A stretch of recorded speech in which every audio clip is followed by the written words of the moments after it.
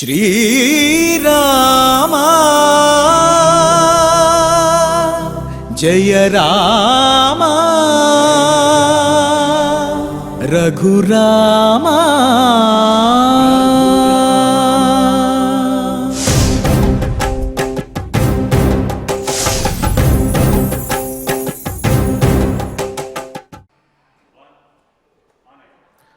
ओं नमो वेंकटेशाय।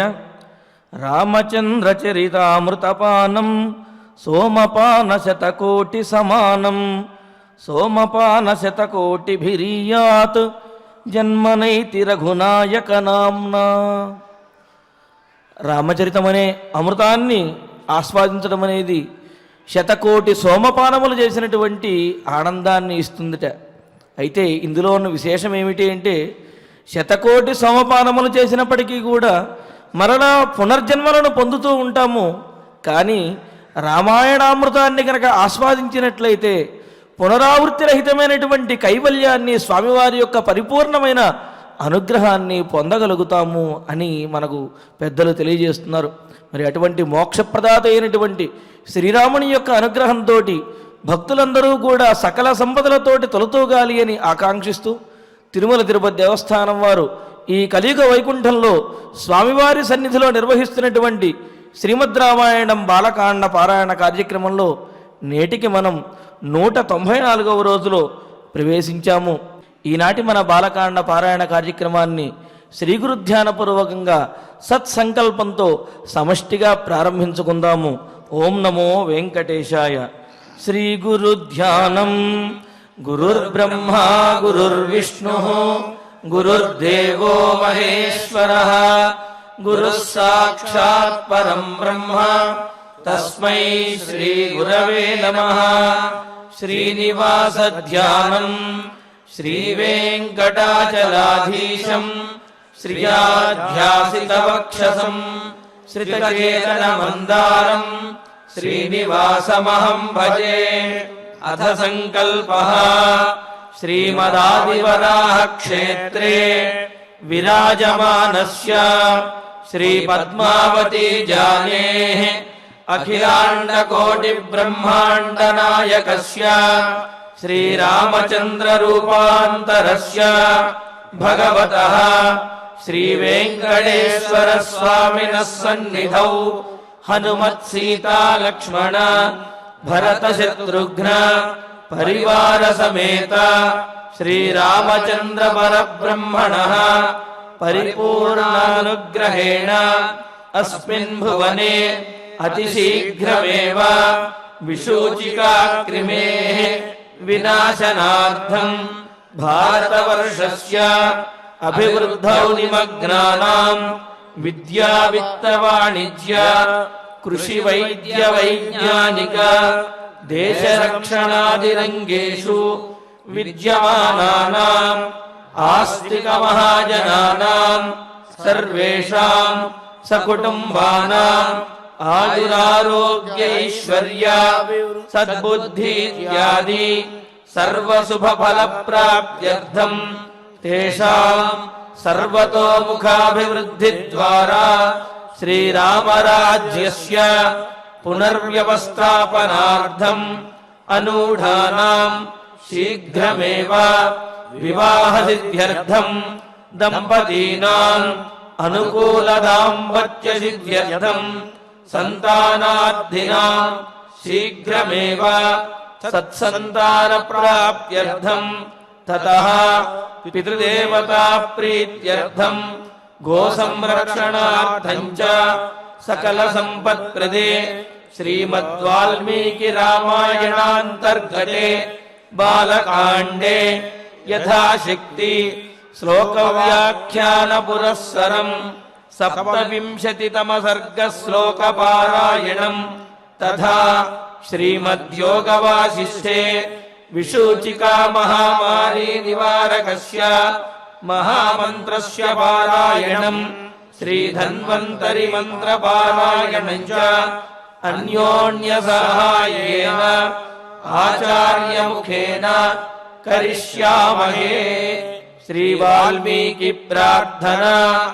వాల్మీకిర్మునిసింహస్య कवितावनचारिणः शृण्वन् रामकथानादम् को न याति पराम् गतिम् श्री आञ्जनेय प्रार्थना यत्र यत्र रघुनाथकीर्तनम् तत्र तत्र कृतमस्तकाञ्जलिम् बाष्पवारि परिपूर्णलोचनम् मारुतिम् नमत राक्षसान्तकम् श्रीरामायण प्रार्थना वेदवेद्ये परे पुंसि जाते दशरथात्मजे वेद प्राचेतसादासीत् साक्षात् रामायणात्मना श्रीराम प्रार्थना आपदामपहर्तारम् दातारम् सर्वसम्पदाम् लोकाभिरामम् श्रीरामम् भूयो भूयो नमाम्यहम् श्रीरामचन्द्र परब्रह्मणे नमः।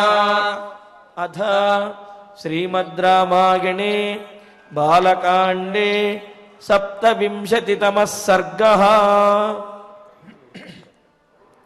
श्री गुरुभ्यो नमः। श्री वेंकटेश चरणौ शरणं प्रपद्ये। श्रीरामाय नमः। धर्मचक्रं ततो वीर कालचक्रं तथैव च विष्णुचक्रं तथात्युग्रम् ऐन्द्रमस्त्रं तथैव च वज्रमस्त्रं नरश्रेष्ठ शैवं शूलवरं तथा अस्त्रं ब्रह्मशिरश्चैव ऐशीकमपि राघव ददामि ते महाबाहो ब्राह्ममस्त्रमनुत्तमम् गदे द्वे चैव काकुत्स्थ मोदकी शिखरी उभे प्रदीप्ते नरशार्दूल प्रयच्छामि नृपात्मज धर्मपाशम् अहं राम कालपाशं तथैव च पाशं वारुणमस्त्रं च ददाम्यहमनुत्तमम् अशनी द्वे प्रयच्छामि शुष्कार्द्रे रघुनन्दन ददामि चास्त्रं पैनाकम् अस्त्रं नारायणं तथा आग्नेयमस्त्रं दयितं शिखरं नाम नामतः वायव्यं प्रथनं नाम ददामि च तवानघ अस्त्रं हयशिरो नाम क्रौञ्चमस्त्रं तथैव च शक्तिद्वयं च काकुत्स्थ ददामि तव राघव। బ్రహ్మర్షి విశ్వామిత్రుల వారు రామచంద్రమూర్తి యొక్క అవతార పరిపూర్తి కోసం ఉపయోగించేటటువంటి అతి విలువైన ఏ ఒక్క వ్యక్తి ఒక జీవిత కాలంలో సంపాదించలేనటువంటి దివ్యములైనటువంటి అస్త్రాల్ని ఒక్కసారిగా సమర్పించాలి, నివేదించాలి, అప్పచెప్పాలి అనే భావనతో వాటి పరిచయం చేస్తున్నారు. వాల్మీకి మహర్షి విశ్వామిత్రుల వారు చాలా విలువైన అస్త్రాలని ఇచ్చారు రాముల వారికి అని ఒక మాటలో చెప్పొచ్చు కదా. అయోధ్యలో బయలుదేరి విశ్వామిత్రుల వెంట రామలక్ష్మణులు వెళ్ళారు, ఒక మాటతో అయిపోయి. సరయూ తీరంలో మజిలీ చేశారు, బల అతిబల విద్యలని ఇచ్చారు. అలా ఒక్కొక్క మాటలో తేల్చేయకుండా వీటన్నింటినీ రాముడికి పరిచయం చేస్తున్నట్లుగా చెప్పడంలో ఆంతర్యమేమి, మనకి పరిచయం చేయడం కోసం. దీనిని మనం ఎంతగా బుర్రలో స్థిరం చేసుకోగలుగుతామో అంతగా మనం ప్రయోజనం పొందగలుగుతాం అని. ఏ వ్యక్తికైనా సరే ఒంటరితనం, కొన్ని సందర్భాల్లో విపరీతమైనటువంటి భయం, నిస్సహాయత, అభద్రతాభావం ఇలాంటివి పట్టి పీడిస్తూ ఉంటాయి. అధికారం, ఐశ్వర్యం, శారీరకమైనటువంటి బలం, ఆరోగ్యం ఇవేవి ఆ వ్యక్తికి ధైర్యాన్ని ఇవ్వలేవు, ఒక్క అస్త్రాలు తప్ప. అస్త్రాలు అనగా ఏమి? నిన్నటి రోజున మనం అనుకున్నాం, అవి మంత్రాలు, అంటే కొన్ని అక్షరాలు. వాటి గురించి సంక్షేపంగా చిన్న పరిచయంగా ఒక మాట మనం అనుకోవాలి. అంటే అస్త్రములంటే మంత్రాలు అనుకున్నాం కదా, మంత్రములంటే అక్షరాలు.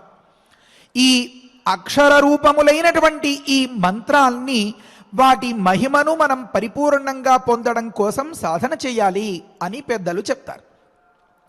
ఆ మంత్రాల్ని చదవడం ద్వారా, వాటిని స్మరించడం ద్వారా పరిపూర్ణమైనటువంటి ప్రయోజనాన్ని పొందగలుగుతాం. అయితే ఈ మంత్రాల పట్ల ఎవరికి పరిపూర్ణమైనటువంటి అధికారం ఉందో, అంటే పేటెంట్ అంటారు కదా, ఆ వ్యక్తుల్ని ఒక్కసారి తలుచుకోవడం కృతజ్ఞత. కనుక ఋషిస్మరణం చేయకుండా దానిని ప్రయోగించాలి అని అనుకుంటే అతడు పతనమైపోతాడు అంటోంది శాస్త్రం. యహ హ వై అవిదిత అరుషేయ ఛందో బ్రాహ్మణ దైవతేన మంత్రేణ అని మొదలుపెట్టి నిరుక్తం అనేటటువంటి ఒకానొక వేదాంగంలో ఋషిస్మరణం ఎంత అవసరమో చాలా గొప్పగా తెలియచేస్తారు. గర్తం వాపద్యతే ప్రవామీయతే అని చెప్పి వాడు గోతిలో పడిపోతాడు. ఎందుకనంటే మనం ఈ పూట ఈ రకంగా అనుభవిస్తూ ఉండేటటువంటి ఒకానొక ఆస్తో ఐశ్వర్యమో మగరోటో వగైరా దాన్ని కష్టపడి సంపాదించి పెట్టినటువంటి ఆ తండ్రిని కనీసం ఒక్కసారైనా గుర్తు చేసుకోకుండా, అమ్మను తలుచుకోకుండా ఆ భోజనాన్ని దాన్ని ఆరగించేటటువంటి కృతజ్ఞులు లోకంలో ఉంటారా? ఉండరు. కనుక ఋషిస్మరణం చేయాలి అని చెప్తారు. అందుకనే నిన్నటి రోజున మనం అనుకున్నాం, అస్య శ్రీ విష్ణోర్ దివ్య సహస్రనామ స్తోత్ర మహామంత్రస్య అని చెప్పి శ్రీ వేదవ్యాస భగవాన్ ఋషి అని మొదలుపెట్టి ఋషిస్మరణం చేస్తారు అని తంత్ర గ్రంథాల్లో దీనికి కొనసాగింపుగా ఇంకొన్ని మాటలు చెప్పారు. ఏమనంటే ఋషిస్మరణం చేయాలి. ఇది ఈ చెప్పుకోబోయేటటువంటి మంత్రం కొన్ని ఖచ్చితమైన అక్షరాలు ఉండేటటువంటి పాదాలుగా ఉంటుంది అన్నమాట. దానికి ఒక కొలమానం ఉంటుంది అన్నమాట. ఆ కొలమానాన్నే ఛందస్సు అని పిలుస్తోంది శాస్త్రం. కనుక ఇది ఎంత కొలతలో ఉందో అంటే ఏమర్థం, దీని లెంగ్త్ ఎంత తెలిస్తే మనం దాన్ని ఎక్కడెక్కడికి ఆపాలి అనే విషయాలు తెలుస్తాయి. ఎక్కడెక్కడికి ఆపాలి అని తెలిస్తే దాని తగ్గట్టుగా చదవగలుగుతాం. దాని తగ్గట్టుగా దాన్ని విడదీసి సరైన అర్థం వచ్చేలాగా చేయగలుగుతాం. రక్షించు నన్ను, చంపు శత్రువుని అని ఉందనుకోండి, ఉదాహరణంగా చెప్తున్నాను, ఇదే అని అనుకోకూడదు. రక్షించు అని ఆపి నన్ను అనే మాట తరువాత చంపు అని చదివి ఆ తర్వాత కామా పెట్టి తర్వాత శత్రువుని అని చెప్తే ఆ భావం మారిపోతుంది. మనస్సులో ఏది తలిస్తే అది చేయడానికి మంత్రాభ్యాసం వల్ల వశమైనటువంటి ఆ దేవత ఒకానొక కింకరిగా సిద్ధంగా ఉంటుంది అని శాస్త్రం చెప్తుంది. కనుక దాన్ని ప్రయోగించేటప్పుడు ఈ పాదజ్ఞానం, ఛందోజ్ఞానం చాలా అత్యవసరం అయి ఉంటుందన్నమాట. ఆ తరువాత ఈ మంత్రాన్ని ఉపదేశం చేసినటువంటి ఆ గురువుకి, ఈ మంత్రం చేత తెలిసేటటువంటి ఆ దేవతకి అభేదం, ఈ ముగ్గురిని ఒకటిగా భావించి ధ్యానించాలి అని చెప్పి ఋషిస్మరణం చేసి, ఛందస్మరణం చేసి, ఈ మంత్ర ప్రతిపాద్యమైన ఈ మంత్రం ఏ దేవతకు సంకేతమో ఆ సాంకేతికమైనటువంటి ఈ మంత్రాక్షరాల్ని తలుచుకుంటూ మనం ఏ స్వరూపాన్ని మనసులో భావించాలో ఆ దేవతా స్మరణం చెయ్యాలి అని చెప్తారు. దీన్ని ఋషి ఛందో దేవతా న్యాసము అని పేర్లు పెట్టి పిలుస్తున్నారు. అందుకని శ్రీ వేదవ్యాస భగవాన్ ఋషి అనుష్టుప్ ఛంద, శ్రీ మహావిష్ణు పరమాత్మ శ్రీమన్నారాయణో దేవత అని చెప్తారు. ఈ విధంగా ప్రయోగించినప్పుడు మాత్రమే అది పరిపూర్ణమైనటువంటి ఒకానొక అస్త్రం అవుతుందన్నమాట. ఆ ప్రయత్నంలో మరి శంఖభృన్నందకీ చక్రీతి కీలకం. ఈ మొత్తం మాట అంతకీ ఏమి మొత్తం మాట? విష్ణోహో దివ్యమైన సహస్రనామ స్తోత్రం. ఆ మాటకు మొత్తానికి అది ఒక గొప్ప మాలామంత్రంగా, మాలలో ఇది మొదలు ఇది చిగురు, ఇంతవరకే అవసరం ఇది కాదు అని ఉండదు కదా.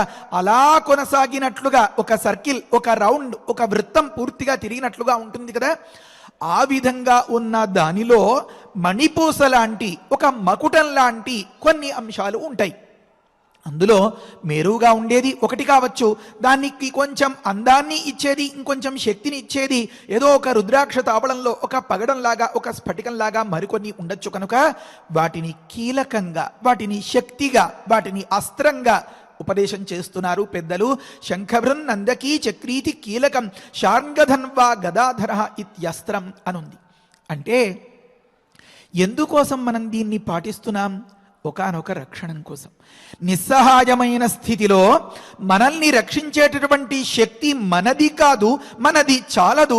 మన చుట్టూతా ఉండే వాళ్ళందరూ కూడా మన మాదిరే అల్పప్రాయములైనటువంటి, అంటే నిన్న పుట్టి ఇవాళ ఉండి రేపటి రోజున ఉన్నారో లేదో అని అనిపించేటటువంటి స్థితిలో మనం ఊహించని ప్రమాదం ఏదైనా జరుగుతుందేమో, అనుకోని సంఘటన ఏదైనా జరుగుతుందేమో, లేకపోతే ఈ శరీరం, ఈ ఆరోగ్యం, ఈ ఐశ్వర్యం, అధికారం ఎన్నాళ్ళు ఉంటుందో అని బెంబేలెత్తిపోయి చాటుకుండా తలుపులు వేసుకుని భగవంతుని ముందు మోకరిల్లి, భగవంతుడా నువ్వే దిక్కు అనే పరిస్థితిలో ఏదో ఒక అదృశ్య శక్తి మనల్ని రక్షించాలి, ఆ అదృశ్య శక్తి మనలోంచే రావాలి అని పెద్దలు గమనించి చెప్పినటువంటి ఒకానొక ఉపాయం ఏమి? అది మంత్రాభ్యాసం. అలాంటి మహావిష్ణువు యొక్క ఉదాహరణం కోసం సహస్రనామాన్ని పట్టుకున్నాము, చాలా మందికి పరిచయంగా ఉంటుంది కనుక దాన్ని పఠించబోతూ మరి ఏం చేస్తామో అంటే ఋష్యాది న్యాస అని రాస్తారు అక్కడ.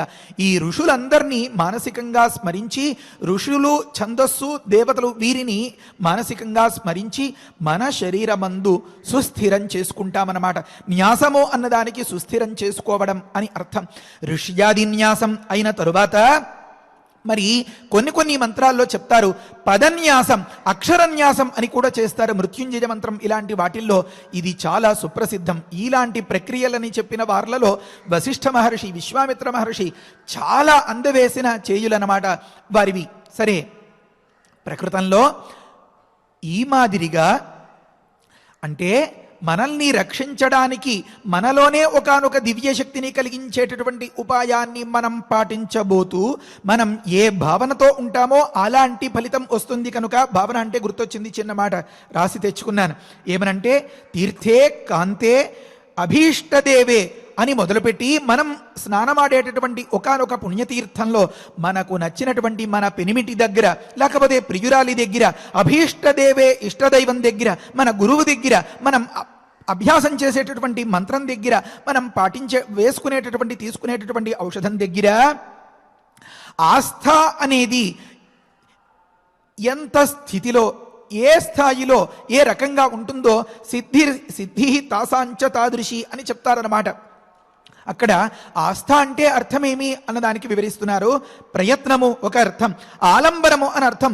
మనం దాన్ని ఎంతగా ఆలంబనంగా భావిస్తే, అంటే ఒక పసిపిల్లవాడు భయమేసినప్పుడు ఒక దాన్ని దాటలేమో అని అన్నప్పుడు, లేకపోతే మరొక సందర్భంలో ఎంత గట్టిగా పట్టేసుకుంటాడో వాడు అంత గట్టిగా తనని పట్టేసుకున్నంత దానికంటే కూడా ఇంకా ఎక్కువగా అతడికి భరోసా ఇవ్వాలి అని ఎత్తుకున్నవాడు ఎలా అనుకుంటాడో, దీనికంతకీ కారణం అతడు తనని ఆలంబనంగా భావించడం కదా. ఎంతగా ఆలంబనంగా భావిస్తాడో, ఎంతగా ప్రయత్నం చేస్తాడో. మళ్ళీ ఇంకొక అర్థం శ్రద్ధ, ఎంతగా శ్రద్ధ కనబరుస్తాడో. మరొక అర్థం అపేక్ష, ఎంతగా తనని అపేక్షిస్తాడో అంటే ప్రీతి, తన పట్ల ప్రేమాభిమానాల్ని చూపిస్తాడో. మళ్ళీ ఒక అర్థం పట్టుదల, పట్టింపు, తన పట్ల ఎంత ఆదరణతో, ఎంత పట్టింపుతో ఉంటాడో యువతల వ్యక్తి కూడా అదే మాదిరిగా అలా స్పందిస్తూ ఉంటాడు కదా. కనుక ఈ విధమైనటువంటి ఆదరణ, అపేక్ష, శ్రద్ధ, పట్టింపు, లేకపోతే ప్రీతి, లేకపోతే ప్రయత్నం అనేది ఎలా ఉంటుందో దానిని బట్టి ఫలితం అని అన్నారు. కనుక దీన్ని అంతని మనలో అభివృద్ధి పరచాలంటే, డెవలప్ చేయాలంటే దానిని పఠించే ముందే మనకి తెలియజెప్పాలి. కనుక అసలు పెద్దలు ఏం పరిశీలన చేశారు గమనించండి మహర్షులు. మనం రక్షణ కోసం ఒకానొక ప్రయత్నం చేస్తున్నాం, మనశ్శాంతి కోసం ఒకానొక ప్రయత్నం చేస్తున్నాం, లేకపోతే ఇష్టసిద్ధి కోసం ఒక ప్రయత్నం చేస్తున్నాం. ఎవరి కోసం మనం ఈ ప్రయత్నం చేస్తున్నామో, అంటే ఎవరిని ఉద్దేశించి, ఎవరు ఫలితం పొందాలని ప్రయత్నం చేస్తున్నామో ఆ అవతలి వ్యక్తి తగినవాడా కాడా అనే సందేహానికి జవాబు కోసం శంఖభృతు నందకీ చక్రీతి కీలకం అని చెప్పారన్నమాట. స్వామి శంఖాన్ని ధరించినవాడు. శంఖం ఎందుకు ధరిస్తారు అంటే, రాముడు ఆ వింటి నారిని ఎందుకు అలా ధ్వని చేశాడు అంటే శత్రు మూకల్ని పారద్రోలడానికి కదా.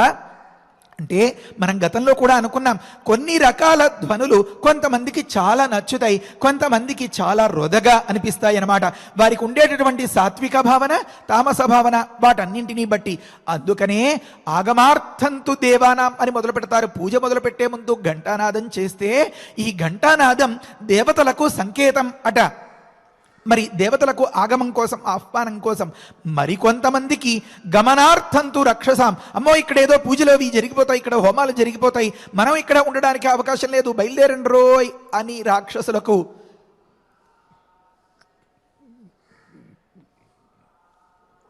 ఒకానొక సంకేతం అట అది. ఆ రకంగా శంఖభృతు దగ్గర ఉన్నాం కదా మనం, స్వామి శంఖాన్ని చేత ధరించి ఉంటాడు ఎప్పుడు. ఏం స్వామికి లీల లేదా, వినోదం లేదా, విలాసం లేదా? హాయిగా తనంటే పంచప్రాణాలు పెట్టేటువంటి ఇల్లాలితో కలిసి ఈ లోకమా ఆ లోకమా జగమేలే పరమాత్మ ఏ జగమందైనా ఎక్కడైనా హాయిగా విహరించి సంచరించవచ్చు కదా. పిల్లలు గుక్క పెట్టి వీధి గదిలో ఏడుస్తూ ఉంటే ఎక్కడో పడక గదిలో మరొక దగ్గర ఏ పెరట్లోనో పక్కింటి పిన్నిగారితో కబుర్లలోనో ఆ ఇల్లాలు ఉండగలుగుతుందా? విలవిలవిలలాడుతూ పరిగెత్తుకుని వచ్చేదు. మరి ఈ రుద్రాక్షలు మాలలు అన్నీ వేసుకుని కృష్ణాజనం మీద పద్మాసనం మీద ఇలా జపం చేస్తూ ఉండేటటువంటి ఆ తండ్రి ఆగగలుగుతాడా?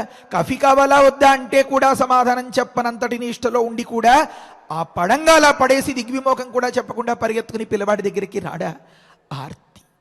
ఆర్తత్రాణ పరాయణుడు మన పరమాత్మ కనుక ఎవరైతే ఆర్తి అంటే బాధ, ఆ బాధలో ఉంటారో అతడి బాధ తన బాధగా అనుకుంటాడు కనుక ఆర్తి పెద్దలకు, తల్లిదండ్రులకు, మన తండ్రికి, మన రామయ్యకు. కనుక ఆ ఆర్తులైన వారిని త్రాణ రక్షించడమే పరాయణుడుగా అంటే పరమ ప్రధానంగా ఉండేటటువంటి వ్యక్తి ఎప్పుడు శంఖం చేతిలో పెట్టుకుని ఉంటాడనమాట. మన భద్రతా బలగాలు ఎలా అయితే ఆ ఆయుధాలు అస్త్రాలు పట్టుకుని ఉంటాయో ఆ మాదిరిగా అలా ఉన్నటువంటి మూర్తిని స్మరించమని చెప్తోందనమాట.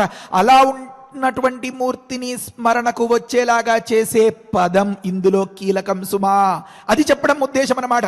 శంఖభృతు మళ్ళీ నందకి ఇంకొక మాట, అది స్వామి నందకం అంటే ఏమి? కత్తి. అన్నమయ్య సినిమా చూసిన వాళ్ళందరికీ చాలా గుర్తుగా ఉంటుంది. కనుక ఆ నందకం ఖడ్గం పట్టుకున్నటువంటి వ్యక్తి, నందకి చక్రి సుదర్శనం అనేటటువంటి చక్రం పట్టుకున్నటువంటి వ్యక్తి, ఆ పరమాత్మను తెలిపేటటువంటి నామాలు ఇందులో కీలకములైనవి. అంటే ఏమి? ఒక్కసారైనా మనం ఆ శంఖం పట్టుకుని శంఖనాదం చేత శత్రువుల్ని బెదరగొట్టేసే పారిపోయేలాగా చేయగలిగిన, ఆ ఖడ్గం జుళిపించినంత మాత్రం చేతనే వాళ్ళు హడిలిపోయి పై ప్రాణాలు పైనే పోయేటటువంటి స్థితిలో ఉన్నా, మళ్ళీ ఆ చక్రం చూపించేటప్పటికే అది నిప్పులు కక్కుతూ అలా ఉండేటటువంటి ఆ సందర్భం స్వరూపం తలుచుకుంటేనే ఆ శత్రువులంతా కూడా పారిపోయేలాంటి, పలాయనం చిత్తగించేలాంటి సందర్భం. దీనిని ప్రతిపాదించేటటువంటి ఆ నామాలు ఇందులో కీలకం అని మొదలు పెడతారు. శార్ంగధన్వా గదాధర ఇత్యస్త్రం అంటారు. అంటే శార్ంగం అనేది స్వామి యొక్క ధనుస్సు కదా, స్వామి యొక్క ధనుస్సుకి అది పేరు. మరి కొంతమంది కవులు వారి పెన్నుకి, వారి లేఖిని కళానికి ఒక్కొక్క పేరు పెట్టుకుంటారు కదా. అలా స్వామి ఈ ధనుస్సుకి శార్ంగము అని పేరు. సరే, మరి ఒకానొక గదను ధరించినటువంటి పరమాత్మను తెలిపేటటువంటి నామం ఇందులో అస్త్రం అని అన్నారు. మనం వాటిని పఠిస్తూ ఉంటే మరి అస్త్రశస్త్రాలు మనకి సిద్ధించినట్లా కాదా? ఖచ్చితంగా సిద్ధించినట్లు. కనుక దీన్ని అంతనీ స్మరిస్తూ చదువుకోబోయేటటువంటి స్తోత్రంలో ఇన్ని విశేషాలు ఉన్నాయి అని ముందుగానే మనల్ని మేలుకొలుపుతూ ఉన్నటువంటి ఆ ఋష్యాది న్యాసం ఉందే, అది చాలా ముఖ్యం అన్నమాట. కీలకం అన్నప్పుడు ఒక దగ్గర, అస్త్రం అన్నప్పుడు ఒక దగ్గర. మరి ఆ న్యాసం అంతా చూపించాలంటే ఇప్పుడు మళ్ళీ మంత్రానుష్ఠానం మొదలు పెట్టాల్సి వస్తుంది. ఈ రకంగా దానిని ఉపదేశం చేస్తారు. మంత్రం వల్ల పరిపూర్ణమైనటువంటి ప్రయోజనాన్ని పొందాలి అని అన్నప్పుడు పెద్దలు చెప్పినటువంటి ఒకానొక ముఖ్యమైనటువంటి ఉపదేశం గతంలో చెప్పాను, మర్చిపోతానేమో, ఇంకొకసారి గుర్తు చేద్దామని చెప్తున్నాను. అయితే మంత్రంలో కాస్త అటు ఇటు అయినా అది అంతటి ఫలితాన్ని ఇవ్వదు కనుక ఈ అస్త్రాలన్నీ ఎంతో విలువైనవి కనుక కాస్త మార్పు చేసి అన్నట్లుగా వీటిని విపరీతమైనటువంటి వరుసలో ఉపదేశం చేశారన్నమాట.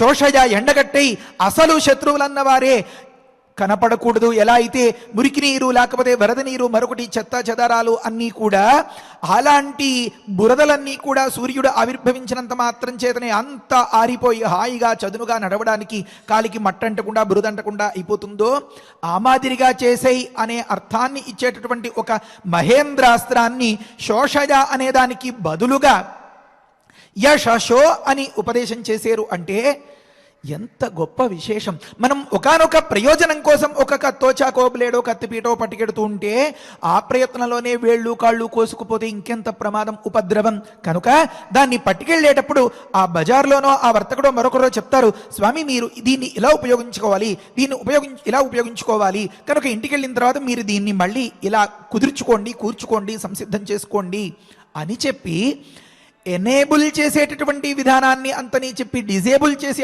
చెప్తూ ఉంటాడు కదా. అలా దీన్ని కాస్త డిజేబుల్ చేసినట్లుగా ఇలా వ్యతిరేకంగా చెప్పేదనమాట. అందుకనే కొన్ని సందర్భాల్లో చెప్తారు, కొన్ని మంత్రాలు ఒకలా చదివితే ప్రాణాలని నిలబెడతాయి, ఒకలా తలకిందులుగా చదివితే దానికి విపరీతమైన ఫలితాన్ని ఇస్తాయి.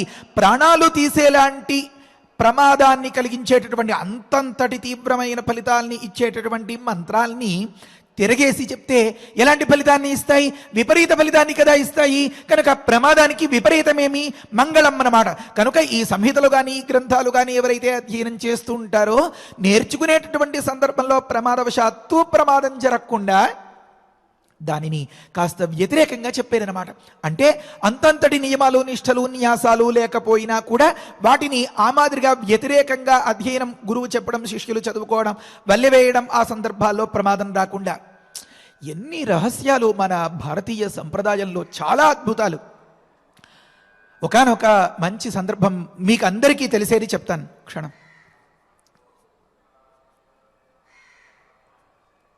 ఈ మంత్రరాశికి అంతకి ప్రవర్తకుడు పరమశివుడు. ఈ మంత్రశక్తి అంతా విష్ణో ఏష క్రియాత్మిక అని ఒక దగ్గర చెప్పారు. ఇంకొక దగ్గర కూడా అంటారు, ఒక దగ్గర అన్నారు ఏమనంటే, స్వరాణం యా పరా విష్ణో కూటస్థ శక్తి ఉజ్వల సుషుమ్నయా సంచరతే శబ్ద బ్రహ్మ వితన్వతి అని మచ్చుకు ఒక చిన్న మాట చెప్తున్నాను. అక్షరాభ్యాసం చేసేటటువంటి సందర్భంలో ఒక మాట చెప్పాలి, అది ఉద్దేశం, అందుకని మొదలుపెట్టాను, గుర్తుపెట్టుకోవాలి అందరూ. ఏమనంటే, అస్త్రాలంటే మంత్రాలు, మంత్రాలంటే అక్షరాలు, అక్షరాలంటే దానిలో కొన్ని స్వరాలు, కొన్ని వ్యంజనాలు అని అచ్చులు, హల్లులు, విసర్గలు ఇలా విడదీసేరనమాట. ఇలా ఉన్నటువంటి వాటిలో స్వరాల గురించి చెప్పేటటువంటి ఒకానొక మాట ఏమి అంటే, స్వరములకు ఒకానొక మహిమ ఉంది. ఆ మహిమ అసలు ఏమి, దాని పుట్టుక ఎక్కడ, మూలస్థానం అంటే యా పరా విష్ణో కూటస్థ శక్తి అన్నారు. కూటస్థ అంటే కదలకుండా నిశ్చలంగా స్థిరంగా శాశ్వతంగా ఉండేది అని చెప్తారు. అది మహోజ్వలమైనది, ఎంతెంతటి ప్రయోజనాన్నైనా సరే సాధించేలాగా పూటకి క్షణానికి ఎంతో కొత్తగా ఉండేది అన్నమాట. అది ఇడా, పింగళ, సుషుమ్న అని 3 నాడులు ఉన్నాయి దేహంలో అని చెప్తూ ఉంటారు కదా యోగశాస్త్రంలో. ఆ 3 ప్రధానమైనటువంటి నాడుల్లో సుషుమ్న నాడి ద్వారా సంచరిస్తూ ఉంటుంది. అంటే మనం అచ్చులు ఒకానొక పద్ధతిలో ఉచ్చరించేటటువంటి క్రమంలో, అంటే మంత్రాలు చదివేటటువంటి ప్రయత్నంలో, అంటే మంత్రాత్మకమైనటువంటి వేదమయమైనటువంటి ఈ రామాయణం చదివేటటువంటి ప్రయత్నంలో మనం రిథమిక్గా అంటారు కదా ఆచార్యులు పెద్దలు ఉపదేశం చేసినట్లుగా ఒకానొక పద్ధతిలో అహం వేత్మి మహాత్మానం రామం సత్యపరాక్రమం అంటామనుకోండి. ఆ మహావిష్ణువు యొక్క ఉజ్వలమైనటువంటి శక్తి సుషుమ్నా నాడి ద్వారా అలా సంచరిస్తూ ఉంటుందట. దానివల్ల ఈ వ్యక్తికి ఒక గొప్ప శక్తి, మహిమ ఏర్పడుతుందన్నమాట. దాని ద్వారా ఇతడి మనస్సులో కొన్ని సంస్కారాలు, మార్పులు వస్తాయి అన్నమాట. ఎన్నెన్నో విశేషాలు. వీటన్నింటినీ తనలో ఇముడ్చుకోవడం కోసం, కక్కేయకుండా, పాడు చేసుకోకుండా జాగ్రత్త పడడం కోసమే కొన్ని విషయాలు చెప్తారు. అందుకనే మన రాముల వారికి అన్ని పరీక్షలు పెట్టారట. ఏమని? ధర్మం తప్పని కామం, అదే మాదిరిగా అవసరానికి మాత్రమే కావాలనుకుని తెచ్చిపెట్టుకుంటేనే మాత్రమే వచ్చేటటువంటి కోపం, అంటే జితక్రోధుడిగా ఉండడం అన్నమాట. అదే మాదిరిగా ఏకాస్త లోభం లేకుండా ఉండడం. ఎందుకని? ధర్మం తప్పిన కామం కానీ, మితిమీరిన ఈ కోపాదులు, ఆవేశాదులు, పగలు, ద్వేషాలు కానీ, ఈ కనిపించనటువంటి ఈ లోభం కానీ పతనానికి నరక ద్వారాలు అని పరమాత్మ ఉపదేశం చేశారు కదా. త్రివిధం నరకస్య ఇదం ద్వారం నాశనం ఆత్మన అని మొదలుపెట్టి ఇవేవీ లేనప్పుడే మనం అంతటి శక్తిని లోపల ఇముడ్చుకోగలుగుతాం. కనుక సాధన ద్వారా ఏకాస్త తిండి చాపల్యం గాని వగైరాలు లేకుండా మనల్ని మనం అదుపులో ఉంచుకోగలిగిన నాడు మనలో ఏర్పడినటువంటి ఈ సుషుమ్నా నాడిలో ఇంత ఉజ్వలంగా తీవ్రంగా సంచరించేటటువంటి ఈ శక్తిని ఇముడ్చుకోగలుగుతాం అని చెప్పడం తాత్పర్యం అన్నమాట. ఇలాంటి న్యాసాలు అన్నీ చేసి విషబాధను సైతం తట్టుకున్నటువంటి వారిలో మన పరమశివుడు ముఖ్యమైనటువంటి ఒకానొక నమూనా ఉదాహరణం అనన్నమాట. అలాంటి విలువైనటువంటి నామాల్ని, అలాంటి విలువైనటువంటి ఈ ఇంద్రాస్త్రం, మహేంద్రాస్త్రం, లేకపోతే బ్రహ్మాస్త్రం, లేకపోతే విష్ణు చక్రం, సుదర్శనం, మరి పరమశివుని యొక్క ఇంకా వగైరాలు అన్నీ మనకి పారాయణలో వచ్చాయి కదా, కాలచక్రం, ధర్మచక్రం, వీటన్నింటినీ యథావత్గా అంటే ఉన్నది ఉన్నట్లుగానే మనం అభ్యాసం చేస్తే అమ్మో ఏదైనా ఇబ్బంది ఆపద వచ్చి పడిపోతే, కనుక వాటిని వాటిగా కాకుండా వాటిని పేర్లతో మాత్రమే ఉపదేశం చేస్తున్నారన్నమాట. మనం ఎక్కడ మొదలు పెట్టాం ఈ కథ అంటే అక్షరాభ్యాసం చేసేటప్పుడు చెప్పేటటువంటి మంత్రం చెప్పాలి అని అనుకున్నాం కదా. సరే, ఒక మాట ఏంటంటే వాటిని వాటిగా చదివితే ఏదైనా ప్రమాదం జరగచ్చేమో అని చెప్పి నాయనా ధర్మచక్రం, నాయనా విష్ణు చక్రం, నాయనా ఇంద్రచక్రం, ఇలాంటి గదలు, ఇలాంటి అశనులు, పిడుగులు లాంటి అస్త్రాలు, ఆయుధాలు అని ఉపదేశం చేసేరన్నమాట. సరే, మరి అక్షరాభ్యాసంలో మాట అనుకుంటే ఈ మంత్ర ప్రవర్తకులైనటువంటి వాళ్లలో మొట్టమొదటి వారు ఎవరు? పరమశివుడు. అందుకనే విశ్వామిత్రుల వారి గురించి తర్వాత చెప్పేటప్పుడు కూడా ఒక్కసారిగా సమస్తములైనటువంటి అస్త్రదేవతల్ని స్మరించి వారందరూ కూడా అలా వెంటనే ప్రత్యక్షమైపోయారట. అదేమిటండి అంత గడువు ఉందా? కనీసం శుక్లాంబరధరం విష్ణు అని ఒక్కొక్కటి చదవడం మొదలు పెడితేనే బోళ్ళు సమయం పడుతుంది కదా అని అంటే అక్కడ చెప్తారు రహస్యం. వీరందరికీ కూడా మూలమైనటువంటి అంటే హైకమాండ్ అంటారు కదా, ఎవరో ఆ సుప్రీంగా ఉన్నటువంటి ఆ బాస్ను తలుచుకోవడం ద్వారా ఆ ఉన్నతాధికారి కనుసన్నలలో మసిలేటటువంటి వీరందరి యొక్క సాక్షాత్కారం కలిగింది అని అక్కడ చెప్తారు. ఎవరు వారు అంటే పరమశివుడు, మహేశ్వరుడు అన్నమాట. కనుక ఈ మంత్ర సముదాయానికి అంతకీ ప్రవర్తకుడు పరమశివుడు అయితే ఈ మంత్రశక్తి మహావిష్ణువు అన్నమాట. అంటే వాళ్ళిద్దరూ ఎంత అనుబంధంగా ఉన్నారో గమనించండి లోకక్షేమం కోసం. సరే, ప్రకృతంలో కనుక అక్షర రూపంగా ఉన్నటువంటి మహావిష్ణువు యొక్క గొప్ప ఊహించని శక్తి రూపంగా ఉన్నటువంటి దానిని ప్రవర్తింపచేసేటటువంటి ఆది గురువు పరమశివుడు. కనుక తల్లైవొడి అనేటటువంటి మొట్టమొదటి బడిలో ఈ లోకంలో ఆది గురువుగా ఉన్నటువంటి ఆ తల్లి పిల్లవాడిని ఒళ్ళో కూర్చోపెట్టుకుని అక్షరాలు దిద్దించేటటువంటి ఆ ప్రయత్నంలో ఆది గురువు అయినటువంటి ఆ పరమశివుణ్ణి తలుచుకోవడం కోసం ఆ శివుణ్ణి తలుచుకునే వాటన్నింటిలోనూ కూడా పంచాక్షరి అనేది చాలా విలువైనది. కనుక ఇంతటి పసివాడు ఈ రాసేటప్పుడు రాసే రాతల్లో, ఆలోచనల్లో, లేకపోతే అక్కడ ధ్యాసలో, విశ్వాసంలో, భక్తిలో ఏదైనా లోపం వస్తే ఇబ్బంది రాకుండా ఓం నమః శివాయ సిద్ధన్నమః అని రాయిస్తారట. మామూలుగా శివాయ అనే తర్వాత విసర్గలు ఉండవు, కాస్త విసర్గలు చేర్చేరట. అంటే ఒక ప్రయోజనం, కొంత హాని లేకుండా ఉండడం పిల్లవాడికి. మరి సాక్షాత్తుగా శివ పంచాక్షరిని ఉన్నది ఉన్నట్లుగా యథావత్తుగా ఉపదేశం చేసేరా? చేయలేదు. ఎంత గొప్ప సత్సంప్రదాయం మన పెద్దలది గమనించండి. మనం ఆచరించడానికి పనికొస్తాం కానీ ఆక్షేపించడానికి పనికొస్తామా? మనం సందేహించి మన లబ్ధిని మనమే పారబోసుకుంటున్నట్లు, మనం పతనం చేసుకుంటున్నట్లు కదా, మన అభివృద్ధి మనమే కుంటూపరుచుకుంటున్నట్లు కదా. కనుక సిద్ధన్నమః అని ఒక మాట చాలా ఆశ్చర్యం. శివాయ అనేదానికి ముందుగా ఒక నమః, తర్వాత ఒక నమః. ఇది ఒక దగ్గర చెప్తారు. ఏమని అంటే ఒక ముఖ్యమైనటువంటి దేవతానామానికి ముందు వెనుక కూడా నమశబ్దాన్ని కనుక జోడించినట్లయితే ఆ నామం వల్ల వచ్చేటటువంటి ఫలితం అంతగా పూర్తిగా శుభ ఫలితమే వస్తుంది తప్ప ఉపద్రవాల్ని కలిగించేది కాదు అని అంటారనమాట. అందుకనే తర్పణాదులు అవన్నీ ఇచ్చేటప్పుడు కూడా తర్పయామి నమః అని నమస్కారం చెప్పమంటారు. అంటే ఏమి? నము ప్రహ్వత్వే అని వైయాకరణలో వివరం చెప్తారు. వంగి దోసిలి ఘటించి మహాప్రభో పరమాత్మ నాదేం లేదు అంతా నీదే అని చెప్పి ఎప్పుడైతే తలొగ్గేస్తామో దానికి ఆ పరమాత్మ తప్పులెంచకుండా కేవలం మనల్ని మన్నించి రక్షించడమే ప్రధానంగా పెట్టుకుంటాడట. కనుక తరువాతి కూడా ఒక నమశబ్దం చెప్పాలి. అయితే అది కూడా సాక్షాత్తుగానా? కానే కాదు. మధ్యలో ఒక మాట సిద్ధం అని ఒక మాట.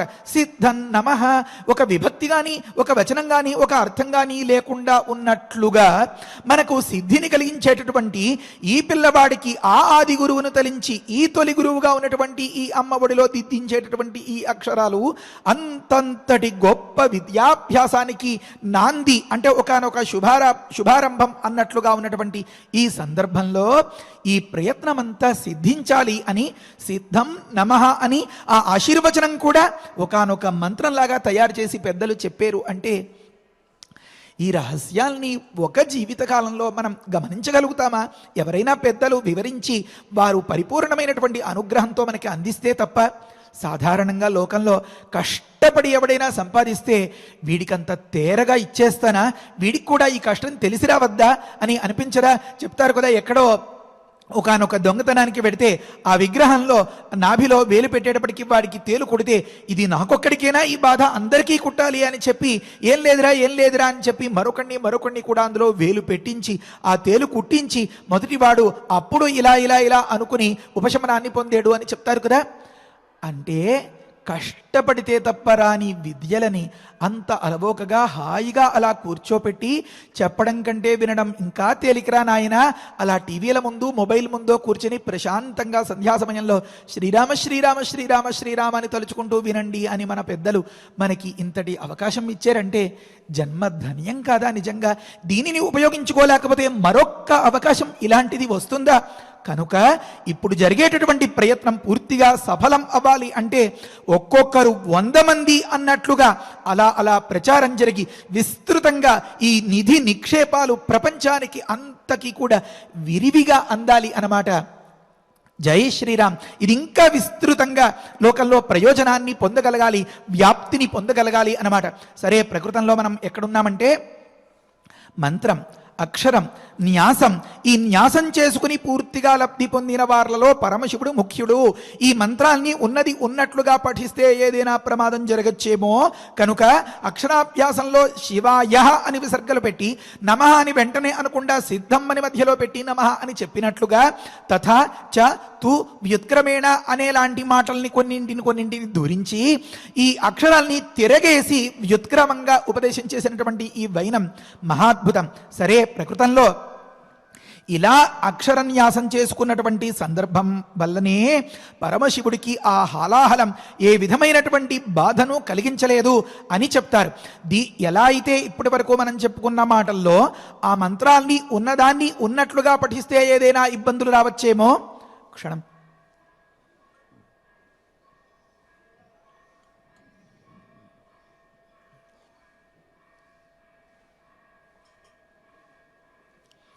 ఈ ఇరుకిరుకు ఇళ్లలో కొద్దిపాటి నిజమాలతో నిష్ఠలతో ఏదో చూసి చూడక అన్నట్లుగా కాలక్షేపం చేసేలాంటి మనబోటి వాళ్లకు మరి వాటన్నింటినీ పూర్తిగా స్వాధీనం చేసుకోవడం, సాధన చేయడం సాధ్యమా అని గమనించి సాక్షాత్తుగా పరమాత్మ మనరాముడు ప్రేరేపించి వాల్మీకి మహర్షి నోటి వెంట రప్పించినటువంటి విలువైన రామాయణ మహామాల రత్నాలు కదా ఇవన్నీ. ఈ మంత్రాల్ని, ఈ అస్త్రాల్ని, వీటన్నింటినీ ప్రతిపాదించేటటువంటి ఈ ఘట్టాలు కనుక ప్రతి అక్షరం కూడా మనకి మంత్రగర్భితంగా ఉండేలాగా వాల్మీకి మహర్షి వాటిని అందిస్తూ ప్రతి శ్లోకంలో కూడా ఖచ్చితంగా వహ్ని బీజమైనటువంటి అంటే సకల పాపాల్ని బూడిద చేసి పడేసేలాంటి శక్తి కల, ఇందాక అనుకున్నాం కదా, మహావిష్ణువు యొక్క కూటస్థమైన ఉజ్వలమైన గొప్ప శక్తి ఈ అక్షర రూపంగా ఉంది, ఈ మన నాడుల్లో సంచరిస్తోంది అని.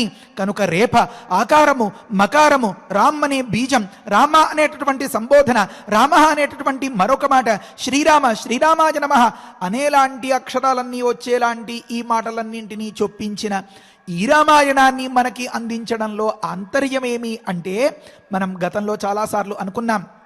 కిం మంత్రై బహువిధై అని రకరకాలుగా ఉన్నటువంటి ఈ మంత్రాల్ని మనం అంతగా నేర్చుకోలేకపోయినా ప్రమాదం బారిన పడకుండా లబ్ధి మాత్రమే పొందేలాగా ఈ విధంగా అందించారన్నమాట. ఏమని? శ్రీమద్ రామాయణం రూపంగా. అందుకనే కొన్ని సందర్భాల్లో చెప్తారు, యః కంఠే ధారయే తస్య కరస్థాః సర్వసిద్ధయః అని ఒకానొక దివ్యమైనటువంటి విషయాన్ని చెప్పి ఈ విషయాన్ని ఎవరైతే కంఠంలో ధరిస్తారో రెండు అర్థాలు అక్కడ. ఒకటేమి, పైకి ఒకానొక కాగితం మీద రాసుకుని తాబీదులాగా తయారు చేసి దాన్ని మెడలో కట్టుకుంటారో, మరొక అర్థమేమి, వీరు కంఠంలో తాబీదులు కట్టుకున్నారు, భుజం నిండా ఏవేతో వెళ్లాడి తీసుకున్నారు అని లోకం ఎగతాళి చేసేలా కాకుండా మరేమి ఎలా కంఠంలో ధరించడం అంటే స్మరణగా దాన్ని శ్రీరామ శ్రీరామ శ్రీరామ శ్రీరామ అని అంటూ ఉంటే ఈ రామనామాన్ని మన కంఠం కదా ధరిస్తోంది. అలా కంఠంలో కనుక ధరించినట్లయితే ఇది అంతరార్థం అన్నమాట. అతడికి సిద్ధులన్నీ కరస్థాహ, అమ్మ తినరా అని ప్రేమగా చేతిలో పెట్టినటువంటి ఆ ముద్ద తినడానికి వేరెవరి దగ్గరైనా అనుమతిని పొందాలా? మిగతా ప్రయత్నాలు కావాలా? కొని తెచ్చుకోవాలా? చేతిలో ఉన్నదాన్ని ఇలా నోటిదాకా తెచ్చుకోవడమే కదా. కనుక ఎవరికైతే ఈ విలువైనటువంటి మంత్రం ప్రకృతంలో మన రామనామం కంఠమందు ఉంటుందో వారికి సిద్ధులన్నీ కరమందు ఉంటాయి అని చెప్పారు. కనుక మనం వాటి జోలికి పోలేకపోయినా వీటన్నింటినీ సమర్థంగా ఎదుర్కొనేందుకు రాముడికి అవన్నీ అపచెప్పిన సందర్భాన్ని విశ్వామిత్రుల వారు ఆ ఘట్టాన్ని తలుచుకున్నంత మాత్రం చేత ఈ అస్త్రశస్త్రాలన్నింటినీ నిండుగా ధరించినటువంటి మన రామయ్యను తలుచుకోవడం అంత మాత్రం చేత ఈ ప్రయోజనాన్ని పొందగలము అని మన పెద్దలు ఈ అస్త్రాల్ని సమర్పించేటటువంటి ఈ ఘట్టాన్ని చాలా ప్రత్యేకంగా చెప్తారు. ఇంకొక అంశం చెప్పి నేను విరమిస్తాను. ఎక్కడో గంగా తీరమండి, ఎవరో విశ్వామిత్రుల వారు ఎవరో రామయ్యకి ఇచ్చారు. ఎవరో ఏముందిలేండి, మనకు కాస్త తెలిసిన వాడే మన రామయ్యకి ఇచ్చారు అనుకోండి. వాళ్ళు ఇచ్చారు, వాళ్ళు పుచ్చుకున్నారు, దాన్ని చదువుకుంటే మనకేంటండి అని అనిపిస్తుందేమో. లోకంలో సంతానం లేకపోతే హరివంశం పారాయణం చేయండి అని పెద్దలు చెప్తారు. ఒకానొక శ్రీహరి అలా వైకుంఠపురంబులో ఉండేటటువంటి ఆ మహనీయుడు లోకాన్ని ఉద్ధరించడానికి ఇక్కడ ఈ ప్రాంతంలో అవతరించిన సందర్భం. మరి వారి తాలూకు సంతతి వారి వంశాభివృద్ధి దాన్ని అంతని తలిస్తే తలవగా తను ఆ కథలో ప్రధాన పాత్రుడైపోతాడనమాట. అప్పుడు వారందరికీ సంతతి కలగడం అనేది ఒకానొక నిర్మించబోయేటటువంటి మూవీని ముందుగానే మనస్సులో ఊహించుకుంటూ ఈ భావనా బలంతో ముందుగానే నిర్మించేసుకున్న ఒకానొక దార్శనికత కలిగిన దర్శకేంద్రుడిలాగా అయిపోతాం అన్నమాట. మనం మానసికంగా ఎప్పుడైతే అంత భావన పరంపర తెగక ఈ ఆలోచన అలా మసిలిందో అంటే ఒకానొక పరమాత్మ అతడికి సంతతి అలా అభివృద్ధిగా ఉండడం అనేది దాన్ని ఒక్కసారైనా మనం మానసికంగా భావిస్తే ఇహలోకంలో మనకి కూడా వంశం పరంపరగా ఎక్కడ తెగకుండా అలా నడుస్తుందన్నమాట. అందుకనే ఒకానొక సందర్భంలో వివాహం కాకపోతే రుక్మిణీ కళ్యాణం పారాయణం చేయండి అంటారు. రుక్మిణీ మాత ఒకరిని కోరుకుంది. ఆ కోరుకున్నటువంటి వాడు దక్కేటటువంటి స్థితి కలగలేదు. తన వంతు ప్రయత్నం అంతా చేసింది, భగవంతుడికి మొక్కింది. ఒకానొక మొన్న చాలా మంది గుర్తు చేశారు, చాలా సంతోషమైంది. ఇంతలా స్పందిస్తున్నారు అంటే అగ్నిద్యోతనుడు అనేటటువంటి ఒకానొక బ్రాహ్మణోత్తముని ద్వారా సందేశం పంపిస్తే స్వామి అనుగ్రహించి రక్షించి మన రుక్మిణమ్మ చెయ్యి చేపట్టారు అనేటటువంటి ఘట్టాన్ని చదువుకుంటే మన ఇళ్లలో పిల్లలకి పెళ్ళిళ్ళు అవ్వడం ఏంటండి చాలా ఆశ్చర్యంగా. ఎవరో రుక్మిణమ్మకు పెళ్ళైన సందర్భం చదవడం అంటే ఆ రుక్మిణమ్మగా తననే భావించుకున్న సందర్భంలో రుక్మిణమ్మకు ఏ రకంగా అయితే ఆ ప్రియుడితో సమావేశం కలిగిందో అలాగే మనకి కూడా మన ప్రియులతో సమావేశం కలుగుతుంది అనేటటువంటి ఉపాయాన్ని, ఆ ఫార్ములాన్ని ప్రధానంగా మనసులో పెట్టుకుని మన మహర్షులు పెద్దలు ఈ విధమైనటువంటి ప్రక్రియల్ని ఏర్పాటు చేశారన్నమాట. కనుక ఏ ఒకరిద్దరికో లేకపోతే ఏ ఆది దంపతులకో వివాహం సీతా కళ్యాణం జరిపిస్తే మన ఇంట కళ్యాణం జరగడం అంటే మనమే పీటల మీద కూర్చున్నట్లు, ఆ సీతమ్మ వారు మన కన్యారత్నమే అయినట్లు, ఆరాములు వారి లాంటి అల్లుడు మనకి రాబోయేలాంటి ఆ శుభ తరుణాన్ని మనం అంతలా ఉపయోగించుకోగలుగుతాం అన్నమాట. కనుక ఎప్పుడో ఎక్కడో జరిగిన మనకుండేటటువంటి భక్తి విశ్వాసాల వల్ల ఆ రాముడు నేనే అనే భావనతో ఆ బ్రహ్మర్షి విశ్వామిత్రుల వారు వంటి వారే మన గురువులు అనేటటువంటి భావనతో కనుక మనం ఈ ఘట్టాలని పారాయణం చేసుకున్నట్లయితే రుక్మిణీ కళ్యాణం చదివితే ఇంట్లో ఉండేటటువంటి ఆడపిల్లలకు పెళ్ళైనట్లుగా, లేకపోతే హరివంశం చదివితే వివాహమైనటువంటి వారికి సంతానం లేని వారికి సంతానం కలిగినట్లుగా, ఆ వంశం అభివృద్ధి చెందినట్లుగా ఈ ప్రయోజనాన్ని అంతని మనం కేవలం పారాయణం ద్వారా మాత్రమే పొందగలుగుతాం అన్నమాట. ప్రత్యక్షంగా మన రామనామాన్ని కంఠంలో ఉంచుకున్నట్లు అయితే మన పరమశివుడు హాలాహలం మింగేంత వరకు సుదర్శన మంత్రం వల్ల ఒకానొక శక్తి ఏర్పరుచుకుని సమాయత్తమై విషాన్ని మింగి విషబాధలు కొనసాగకుండా ఉండడం కోసం నిరంతరం రామనామం ఎలా జపం చేస్తూ ఉంటాడో ఆ రామనామ జప మహిమకు తోడు అన్నట్లుగా అసలైన తోడుగా ఉన్నటువంటి మన పార్వతీదేవి నిరంతరం ఈ శ్రీమద్ రామాయణాన్ని సంహిత అనేటటువంటి ఈ గ్రంథాన్ని పఠతి అన్వహం ఆదరాతు, చాలా మందికి వచ్చేసి ఉంటుంది ఈ శ్లోకం, నిరంతరం చదువుతూ ఈ తాటంక మాంగళ్య మహిమను అభివృద్ధి పరుచుకుంటూ ఉంటుందో అలా ప్రతి ఒక్క సౌభాగ్యవతి ఈ శ్రీమద్ రామాయణ మహిమ వల్ల వారి వారి సౌభాగ్యాన్ని అభివృద్ధి చేసుకుంటూ ఉండగా ప్రతి ఇంట అయినా ఈ రామనామాన్ని జపం చేస్తూ ఉండగా లోకంలో ఉన్న అవకాశం ఉన్నటువంటి ప్రతి ఒక్కరూ కూడా ఈ అస్త్రశస్త్రాల్ని ధారాదత్తం చేసేటటువంటి ఈ ఘట్టాల్ని వినడం ద్వారా, మననం చేయడం ద్వారా, పారాయణం చేయడం ద్వారా ఆనాటి మన రాముడికి ఎలాంటి ప్రయోజనం అందిందో ఈనాటి మనందరికీ కూడా అలాంటి ప్రయోజనం అంది దుష్ట శక్తి ఎదురు పరాజయం అనేదే లేకుండా అజేయంగా మనందరం కూడా వర్ధిల్లాలి అని ఆకాంక్షిస్తూ శ్రీరామున్నే శరణు వేడుతూ ఇంతటితో ఉపసంహారం చేస్తున్నాను. హరయే నమః. స్వస్తి. పారాయణ చేసుకుందాము. ధర్మచక్రం తతో వీర, ధర్మచక్రం తతో వీర, కాలచక్రం తథైవ చ, కాలచక్రం తథైవ చ, విష్ణుచక్రం తథాత్యుగ్రం, విష్ణుచక్రం తథాత్యుగ్రం, ఐంద్రమస్త్రం తథైవ చ, ఐంద్రమస్త్రం తథైవ చ, వజ్రమస్త్రం నరశ్రేష్ఠ, వజ్రమస్త్రం నరశ్రేష్ఠ, శైవం శూలవరం తథా, శైవం శూలవరం తథా, అస్త్రం బ్రహ్మ శిరశ్చైవ, అస్త్రం బ్రహ్మ శిరశ్చైవ, ఐషీకమపి రాఘవ, ఐషీకమపి రాఘవ, దదామి తే మహాబాహో, దదామి తే మహాబాహో, బ్రాహ్మమస్త్రమనుత్తమం, బ్రాహ్మమస్త్రమనుత్తమం, గదే ద్వే చైవ కాకుత్స్థ, గదే ద్వే చైవ కాకుత్స్థ, మోదకీ శిఖరీ ఉభే, మోదకీ శిఖరీ ఉభే, ప్రదీప్తేన రశార్దూల, ప్రదీప్తేన రశార్దూల, ప్రయచ్ఛామి నృపాత్మజ, ప్రయచ్ఛామి నృపాత్మజ, ధర్మపాశమహం రామ, ధర్మపాశమహం రామ, కాలపాశం తథైవ చ, కాలపాశం తథైవ చ, పాశం వారుణమస్త్రం చ, పాశం వారుణమస్త్రం చ, దదామ్యహమనుత్తమం, దదామ్యహమనుత్తమం, అశనీద్వే ప్రయచ్ఛామి, అశనీద్వే ప్రయచ్ఛామి, శుష్కార్ద్రే రఘునందన, శుష్కార్ద్రే రఘునందన, దదామి చాస్త్రం పైనాకం, దదామి చాస్త్రం పైనాకం, అస్త్రం నారాయణం తథా, అస్త్రం నారాయణం తథా,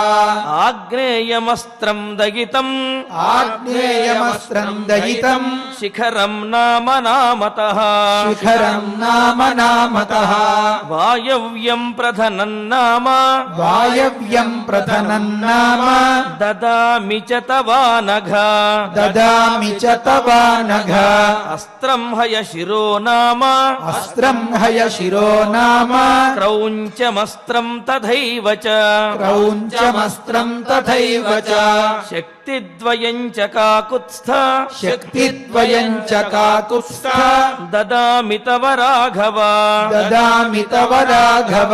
ఇత్యార్షే ఇత్యార్షే శ్రీమద్ రామాయణే శ్రీమద్ రామాయణే బాలకాండే బాలకాండే సప్తవింశతితమే సర్గే సప్తవింశతితమే సర్గే సప్త శ్లోకాః. సప్త శ్లోకాః. ధనుర్విద్య అంటే ధనుస్సుకి బాణమును ఎక్కుబెట్టి గురుచూచి కొడితే సరిపోతుంది అని అనుకుంటే అది పొరపాటే. ఆ విద్యను అభ్యసించడానికి ఎంతో తపస్సు, మంత్రోపాసన ఇవన్నీ కూడా ఉండాలి. అనేకమైనటువంటి దేవతలను ఉపాసన చేసి వారిని స్వాధీనపరుచుకోవాలి. అందుకనే చూడండి, భారతంలో అర్జునుడు ఒక పాశుపతాస్త్రాన్ని పొందడానికే పరమేశ్వరుణ్ణి అనేక సంవత్సరముల పాటు తపస్సు చేసి ఉపాసించాడు. అయితే అటువంటి దివ్యాస్త్రములన్నింటినీ కూడా విశ్వామిత్రుడు రామచంద్రమూర్తికి తనంతట తానుగా ఉపదేశిస్తూ ఉన్నాడు. అంటే అన్ని సంవత్సరములు తపస్సు చేసి శక్తిని పొంది ఆ సామర్థ్యాన్ని పొందిన తరువాత మాత్రమే పొందగలిగినటువంటి అస్త్రశస్త్రములను రామచంద్రమూర్తి చిన్న వయస్సులోనే అంతటి సామర్థ్యాన్ని కలిగి ఉన్నాడు. కావున విశ్వామిత్రుడు తనంతట తానుగా రామచంద్రమూర్తికి ఉపదేశిస్తూ ఉన్నారు. మనందరికీ ఒక సందేహం వస్తుంది, మరి అస్త్రము అంటే ఇక్కడ బాణప్రయోగము అంటే అస్త్రములు మంత్రరూపములా లేకపోతే మన కంటికి కనిపించే బాణములు ఆయుధ రూపములా అని అంటే అస్త్రములు మంత్రరూపములు అనే చెప్పాలి. అయితే మరి మన కంటికి కనిపించే ఆయుధములు అస్త్రములు ఆ బాణములు ఏమిటి అంటే ఈ మంత్రము ప్రయోగించడానికి ఒక ఉపాధిలాగా ఒక సాధనములా మాత్రమే ఆ బాణములు ఉపయోగించబడతాయి. అసలైనటువంటి శక్తి ప్రయోగించేవాడిలోనూ ఆ మంత్రంలోనే ఉంటుంది. అటువంటి శక్తివంతమైనటువంటి అనేకమైన అస్త్రములను విశ్వామిత్ర మహర్షి రామచంద్రమూర్తికి ఉపదేశిస్తున్నారు. మరి ఆ విశేషాలను మరిన్నిగా రేపటి ప్రవచనంలో మనం తెలుసుకుందాము. ఇక ఇప్పుడు ఫలశ్రుతి నుండి మంగళాంతం వరకు మనందరము కలిసి పారాయణ చేద్దాము. ఫలశ్రుతి కుటుంబ వృద్ధిం ధనధాన్య వృద్ధిం శ్రియస్య ముఖ్యా సుఖముత్తమంచ శ్రుత్వా శుభం కావ్యమిదం మహార్థం ప్రాప్నోతి సర్వాం భువిచార్థ సిద్ధిం.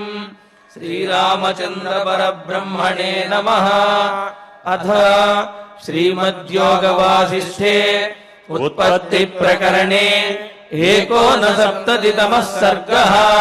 శ్రీవసిష్ఠ ఉవాచ అథ వర్షసహస్రేణ తాం పితామహాయయౌ దారుణం హి తపస్సిద్ధ్యై విషాగ్నిరపి శీతలః మనసైవ ప్రణమ్యైనం సా తథైవ స్థితా సతి కోవరః క్షుచ్ఛమాయాలం ఇతి చింతాన్వితాభవత్. ఆస్మృతం ప్రార్థయిష్యేహం వరమేకమిమం విభుం అనాయసీ చాయసీ చ శ్యామహం జీవసూచికా అస్యోక్త్యాద్వివిధా సూచిః భూత్వా లక్ష్యావిశామ్యహం ప్రాణినాం సహ సర్వేషాం హృదయం సురభిర్యథా యథాభిమతమేతేన గ్రసేయం సకలం జగత్ క్రమేణ క్షుద్వినాశాయ క్షుద్వినాశః పరం సుఖం ఇతి సంచింతయంతీం తాం ఉవాచ కమలాలయః. అన్యాదృశ్యాస్తథా దృష్ట్వా స్తనితా భ్రరవోపమం బ్రహ్మోవాచ పుత్రి కర్కటికే రక్షః కులశైలాభ్రమాలికే ఉత్తిష్ఠత్వం తు దుష్టోస్మి గృహాణాభిమతం వరం. కర్కట్యువాచ భగవన్ భూత భవ్యేశ శ్యామహం జీవసూచికా అనాయసీ చాయసీ చ విధేర్పయసి చేద్వరం.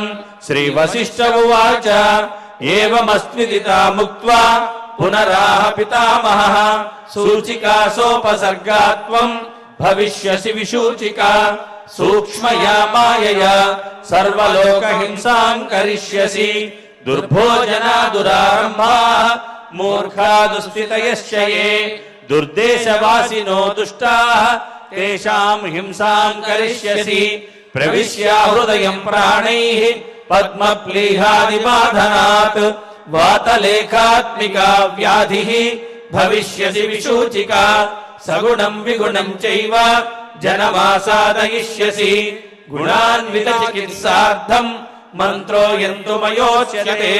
బ్రహ్మోవాచ హిమాద్రేరుత్తరే పార్శ్వే కర్కటీ నామ రాక్షసి విశూచికాభిధానాసా నామ్నాప్యన్యాయ బాధికా తస్యాః మంత్రః ఓం హ్రీం హ్రాం హ్రీం రాం విష్ణుశక్తయే నమః. ఓం హ్రీం హ్రాం హ్రీం రాం విష్ణుశక్తయే నమః.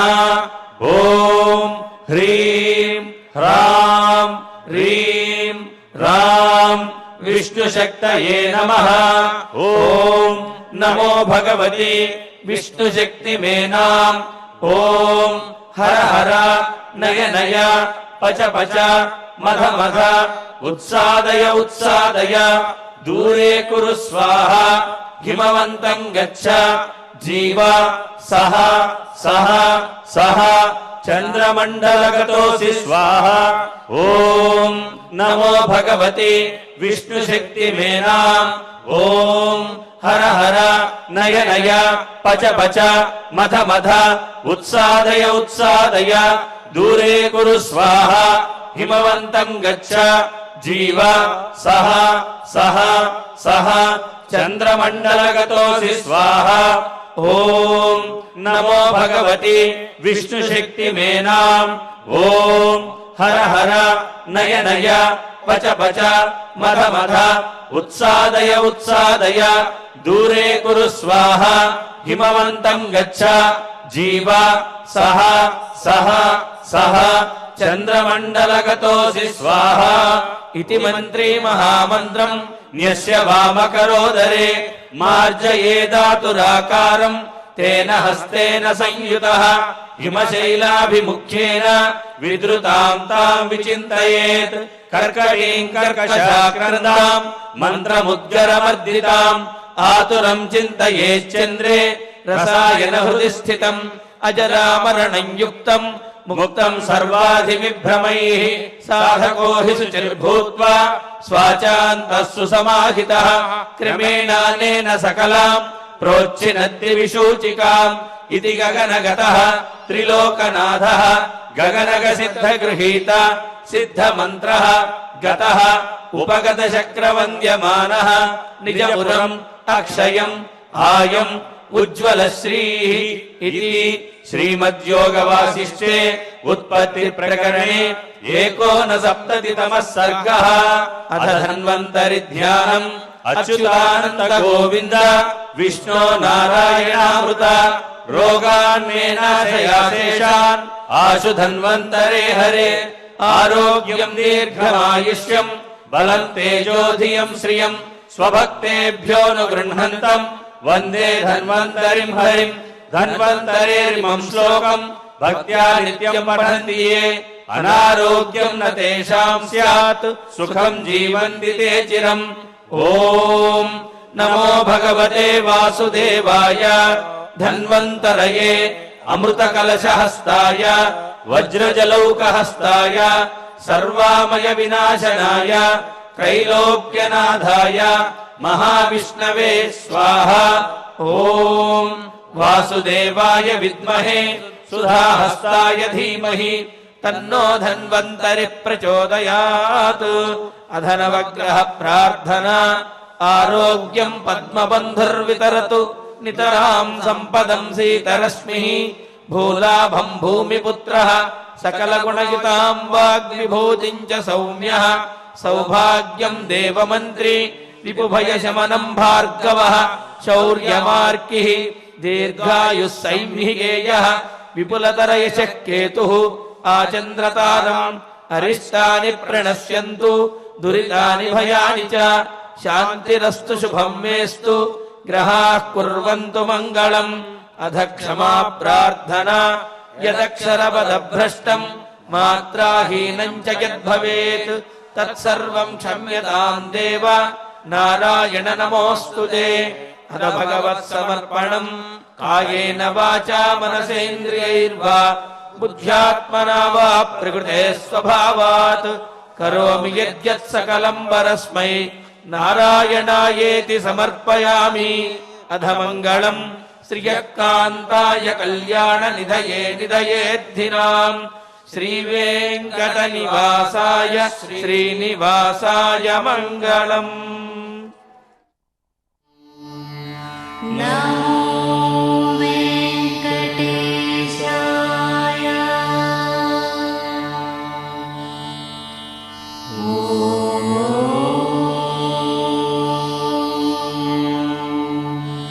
నమో వెంకటేశాయ.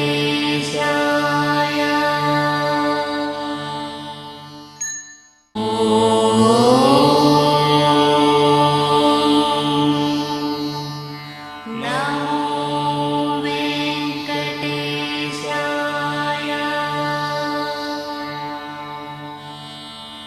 ఓం